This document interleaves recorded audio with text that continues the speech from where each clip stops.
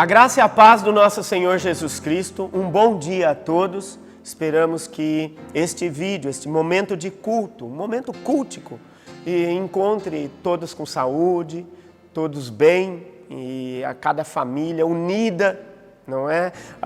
Se você está fazendo home office, que Deus abençoe a sua estadia em casa, o seu trabalho em casa. Se caso você está, porventura, já voltou ao trabalho, já está indo para o trabalho, que Deus possa abençoar também. Se cuida sempre, né? Se já está pegando principalmente condução pública, transporte público, metrô, ônibus, que Deus possa te abençoar e se cuide bastante, porque nós queremos voltar todos aqui na Batista de Pinheiros. Esperamos que todos nós voltemos saudáveis e possamos dizer: Deus nos livrou, Deus nos deu livramento, tomou conta de toda a nossa família. Nossa oração está sendo nesse sentido, que todos nós voltemos aqui ao longo dessa época de quarentena e de pandemia. Nós vamos ouvir então um momento de louvor e depois vamos retornar com a palavra, com a pregação, e que Deus possa nos abençoar. Hoje teremos uma pregação no Salmo 51, né, um dos maiores salmos, mais estupendos salmos que existe na Bíblia, é o Salmo 51, e hoje a pregação vai ser a meditação neste salmo, que é, na realidade, um banquete meditar no Salmo 51. Que Deus possa te abençoar neste sentido. A graça e a paz.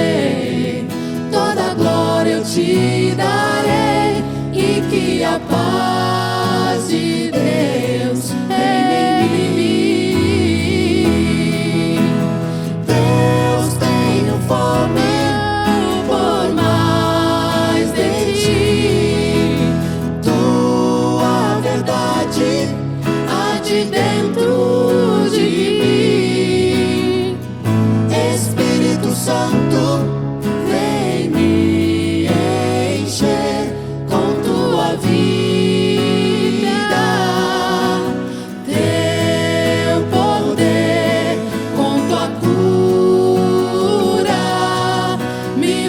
faz de novo e que a paz de Deus reine em mim, reine em nós.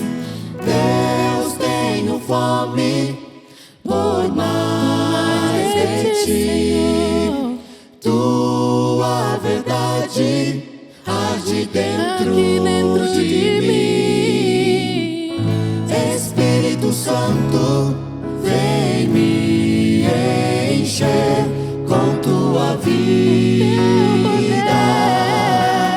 teu poder, com tua cura, me faz de novo e que a paz de Deus reine em mim, reine em nós. Com tua vida, teu poder, com tua cura,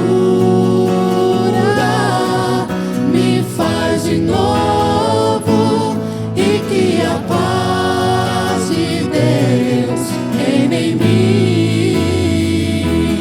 Com tua vida, teu poder, com tua cura, me faz de novo e que a paz de Deus reine em mim.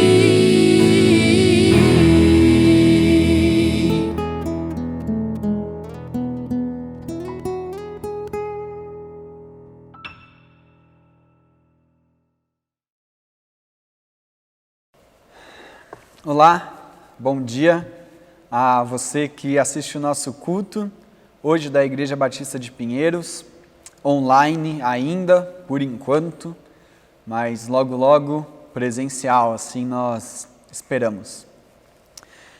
Hoje eu estou aqui, o pastor Celso me pediu para fazer essa pregação, agora minha primeira vez agora como homem casado, estou aqui depois do meu casamento, depois da transmissão que algumas pessoas assistiram aí. Então, muito obrigado, inclusive, quem assistiu. Então, agora eu estou aqui, um pouco diferente, agora tem uma aliança do lado esquerdo da mão. Bem, eu gostaria de convidar você, nesse momento, a abrir a sua Bíblia e ler junto comigo o texto dos Salmos. O livro dos Salmos, o Salmo número 51. Que você abra a sua Bíblia nesse momento no Salmo número 51. E juntos nós podemos ler um salmo escrito por Davi, exatamente no momento quando o profeta Natã veio falar com Davi depois que este cometeu adultério com Batseba. Então, se você está com a sua Bíblia aberta no Salmo 51, leia junto comigo e me acompanhe aqui nessa leitura do versículo 1 até o versículo 12. Salmo 51. Tem misericórdia de mim, ó Deus, por teu amor, por tua grande compaixão, apaga as minhas transgressões. Lava-me de toda a minha culpa e purifica-me do meu pecado, pois eu mesmo reconheço as minhas transgressões e o meu pecado sempre me persegue. Contra ti, só contra ti, pequei e fiz o que tu reprovas, de modo que justa é a tua sentença e tens razão em condenar-me. Sei que sou pecador desde que nasci, sim, desde que me concebeu minha mãe. Sei que desejas a verdade no íntimo e no coração me ensinas a sabedoria. Purifica-me com isopo e ficarei puro. Lava-me e mais branco do que a neve serei. Faze-me ouvir de novo júbilo e alegria, e os ossos que esmagaste exultarão. Esconde o rosto dos meus pecados e apaga todas as minhas iniquidades. Cria em mim um coração puro, ó Deus, e renova dentro de mim um espírito estável. Não me expulses da tua presença, nem me tires de mim o teu Santo Espírito. Devolve-me a alegria da tua salvação e sustenta-me com o espírito pronto a obedecer. Devolve-me a alegria da tua salvação e sustenta-me com o espírito pronto a obedecer. Esse é o Salmo número 51, um salmo famoso e o salmo preferido de muita gente. É difícil, né, escolher um salmo preferido, você fale, não, esse é o meu preferido. Eu não sei se eu tenho um, mas com certeza o Salmo 51 está na minha lista daqueles que eu sempre me lembro, que sempre voltam na minha memória. E eu gosto muito do Salmo 51 por mostrar exatamente esse período específico da história de Davi. Davi é conhecido como o grande rei de Israel, como um personagem central na história do povo hebreu. Existe uma marca entre antes de Davi e depois de Davi. Davi é um rei tão importante para a história de Israel que o Messias seria chamado de filho de Davi. Existiram muitos reis em Israel, até Salomão, o próprio filho, ou Saul, antecessor de Davi, mas Jesus seria chamado, o Messias, de filho de Davi, por descendência direta do principal rei da monarquia de Israel. Davi é conhecido, então, pela sua importância política, pela sua importância histórica e, inclusive, pela sua importância espiritual. Ele é o escritor da maioria dos salmos que nós conhecemos aqui dentro desse livro, especificamente também o Salmo número 51. E a gente pode concordar que aqui estão escritos grandes e incríveis, profundos e sensíveis poemas da literatura mundial, não só da literatura do povo judeu. Mas esse salmo ele toma um contorno especial por ser justamente aquele que marca uma das histórias, ou a principal história que poderia manchar a história inteira de Davi. Só que mesmo Davi sendo conhecido como um homem segundo o coração de Deus, tendo esse pecado não mancha essa história. E por que ela não mancha essa história? Porque Davi, no Salmo 51, ele nos mostra a postura que nós devemos assumir diante dos nossos pecados. O rei Davi, aqui no Salmo 51, ele nos mostra a postura que a gente deve assumir como a postura de alguém que assume os seus pecados, coloca os seus pecados diante de Deus e vive uma vida, então, de perdão e de reconciliação. Diante disso, diante desse texto, daquilo que eu li aqui, eu lembro que esse é um salmo que eu volto algumas vezes, e eu lembro de um dia, quando eu estava sentado dentro de um pequeno grupo, junto com alguns companheiros, alguns amigos meus, e a gente leu esse salmo juntos, e naquele dia eu fiz algumas anotações no meu celular, no bloco de notas do celular. E aí são essas anotações que eu trago aqui, hoje, porque aquele dia veio um insight que eu gostaria de compartilhar. Eu acho que esse texto nos mostra um pouco sobre quais são as posturas que eu e você, podemos ter diante do pecado. A gente sabe que o pecado é uma condição humana. O pecado ele não é só uma ação eventual que eu cometo em algum momento, como, eu menti ontem, então eu pequei ontem. Sim, mas o pecado é algo além disso, porque o pecado é uma condição. A Bíblia fala que nós nascemos pecadores. Já é uma herança que a gente recebe quando a gente nasce, quando a gente entra no mundo. Então não à toa que o mundo jaz no maligno, porque o mundo jaz no pecado, que é o pecado, que é a condição da humanidade. Então toda a humanidade ela está em pecado. Nós temos uma tendência natural a nos afastarmos de Deus. Porque pecado é tudo aquilo que nos afasta de Deus. Isso em ações específicas, mas isso também na nossa natureza. A natureza do homem é pecaminosa, e a natureza do homem o leva a distanciar-se de Deus. Então isso me mostra que a primeira postura que nós podemos ter diante do pecado é a postura da insensibilidade, a postura de não assumir que eu sou o pecador, a postura onde eu finjo que isso não é comigo. É a primeira postura que eu quero falar, é a postura de quem não se importa com os seus pecados e segue a vida normalmente. E eu considero que aqui dentro dessa primeira postura está a maioria das pessoas, a maioria do mundo. Até porque para você entender que você está em pecado, esse é um passo da conversão. Então, se a maioria da população mundial não é convertida ao cristianismo, quer dizer, hoje o mundo está um pouco dividido, existem muitas pessoas, mas não são todas. Então, essa postura acaba sendo a postura da maioria, por ser uma postura de alguém que não assume o seu pecado e que não se importa com ele. Você olha para a pessoa e fala, você está em pecado. A pessoa fala, e daí? Eu não entendo que eu esteja em pecado, ou eu não quero assumir que eu estou em pecado. E isso é um comportamento que eu acho que assim, é o comportamento mais fácil, o comportamento mais conveniente.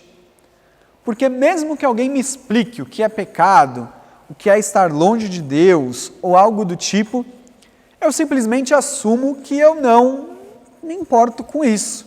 Então eu não preciso fazer nada a esse respeito. Essa postura é a lógica vivente no nosso mundo hoje. E é por isso que o mundo fica tão distante. E o pecado, ele tem uma característica natural dele, assim, uma característica que o pecado faz com que a nossa alma seja anestesiada, no sentido de que eu não perceba o quão longe eu estou de Deus, que eu não perceba a real necessidade que eu tenho de Deus, e que eu não perceba o quão mal é a minha condição de pecador. Isso vai corroendo a nossa alma, vai corroendo a nossa mente, de uma certa maneira onde nós entramos naquilo que alguns teóricos chamam de banalização do mal, no sentido de que o mal é algo tão recorrente no nosso meio, é uma postura tão comum, que ninguém mais se importa, ninguém mais liga para isso.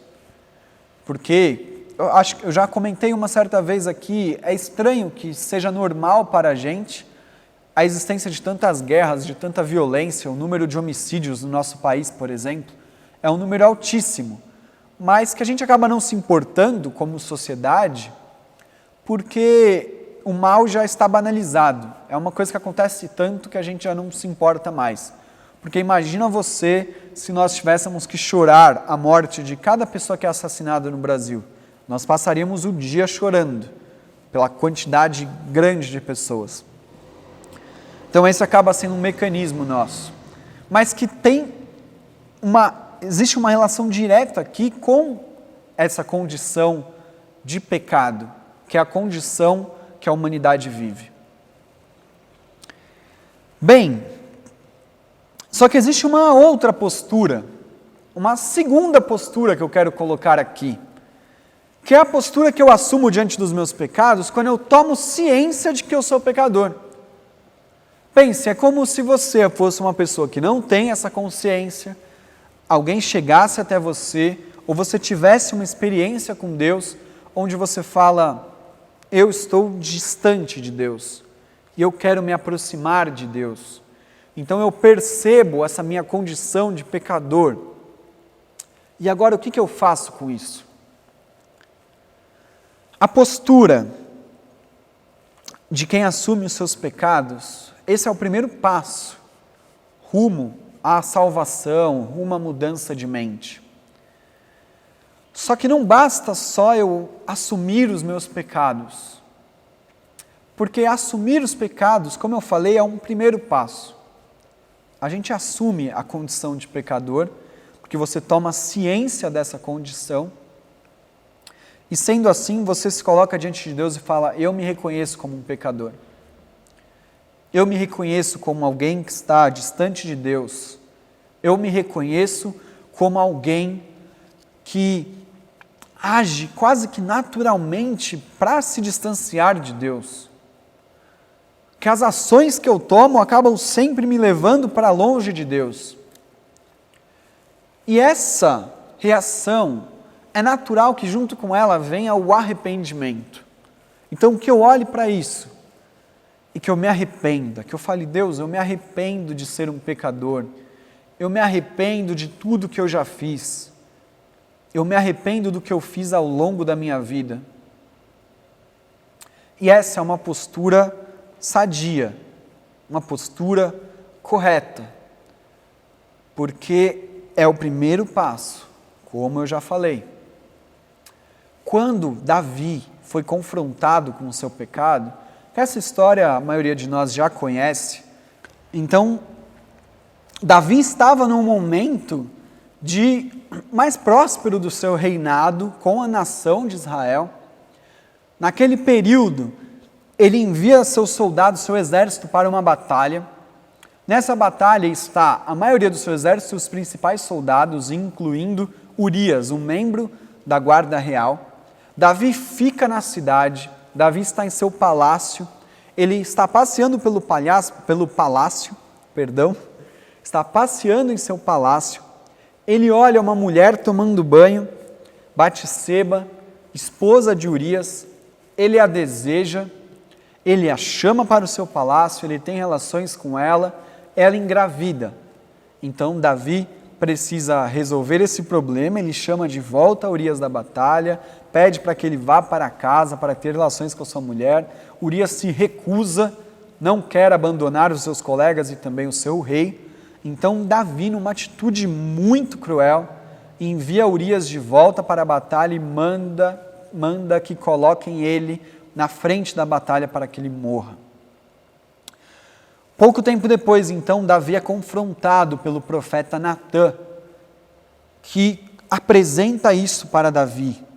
Fala, você pecou diante do Senhor. E a atitude que a gente vê aqui é uma atitude nobre da parte de Davi, no sentido de que ele reconhece o seu pecado. Ele assume o seu pecado. E assumir o pecado é uma atitude corajosa e uma atitude honesta. E que, inclusive, é uma atitude que nos liberta do fardo do próprio pecado. E isso é fundamental, porque entre a primeira postura de você simplesmente não ligar para o pecado, essa é uma postura covarde. Entre a segunda postura, aquela de assumir o seu pecado e trazer arrependimento, essa é uma atitude muito mais corajosa, só que ela é incompleta, porque um grande mal que pode acontecer comigo e com você, com todos nós, é que você fique preso, é que nós, todos, assumindo o pecado e se arrependendo dele, que a gente fique preso num sentimento de culpa, de distância de Deus, de não merecimento, de eu olhar para Deus e falar, não, eu sou pecador e eu não mereço a sua graça. Eu não mereço estar perto do Senhor. E isso é muito prejudicial. Isso é inclusive maligno. E a terceira postura que eu quero colocar aqui hoje é a postura que eu entendo que é aquela que Deus deseja de nós. É a postura de quem assume o seu pecado, coloca o seu pecado diante de Deus, ou seja, tira o peso das suas costas e coloca diante de Deus